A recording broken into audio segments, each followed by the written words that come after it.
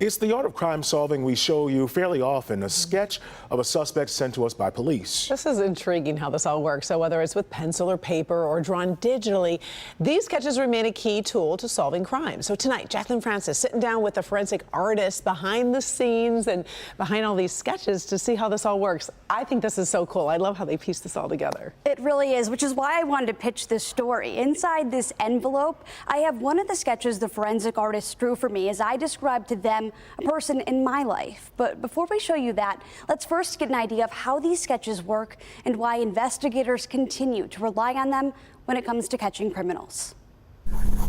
With pencil and paper, shading and erasing, Michigan State Police sketch artists bring witness descriptions to life. People remember more than they think they do. Detective Sergeant Jason Motter says it's all about the art of the interview, especially if the witness or victim experienced a trauma. Trying to walk them through the day, go through what happened 10, 15 minutes prior to the encounter. And then that tends to help them remember the outfit the person was wearing, the color of their hair, whether they had facial hair or not, earrings, tattoos, things like that. I asked what features make a sketch most effective. It's scars, marks, and tattoos. So did they have any body jewelry on? That's a common thing now. The one image, the person had a ring in the nose. Such was the case with the Ferndale Flasher, a nickname dubbed by a local radio station. Motter said his sketch helped catch the suspect in a matter of days. His sketches have also helped in more serious investigations, like identifying the man charged with killing Wayne State Police Officer Colin Rose in 2016. The sketch ended up looking pretty similar. There's a lot of detail in his face there.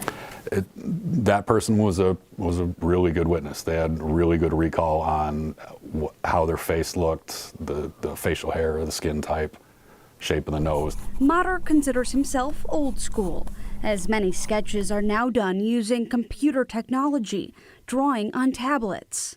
You can kind of move things around, change the size, dimensions, just using the digital software instead of having to erase, start over. We decided to give both a try, as I described my brother from memory, without the artists ever seeing him.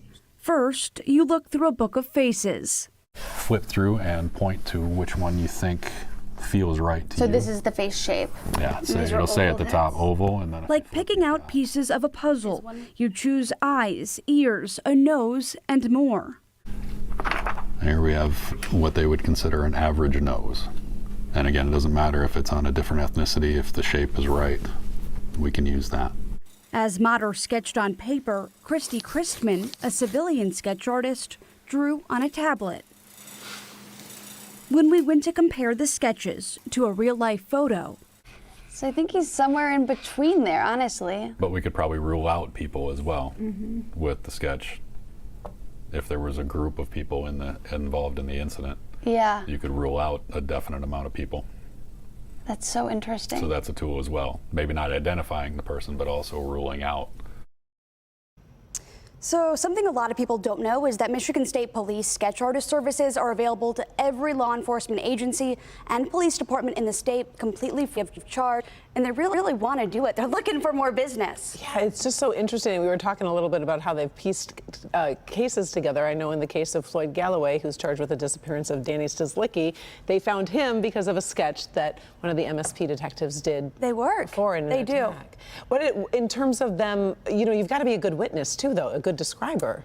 Right? Some people are better than others. I described my brother, and it's there, but I expected more from myself. Okay. I thought it'd be, because I've known him my whole life, I thought it would be more spot on. So you really, not everyone, they said people who are more artistic might be better because they have that artistic brain. Wow, that's so They explain interesting. typically how long it takes for them to develop a sketch? About 2 hours. So we did this one in about an hour, an abbreviated version, but 2 hours is the norm. They do some great work. I know. Cool behind the scenes story. I was. love it. Thanks, Jacqueline.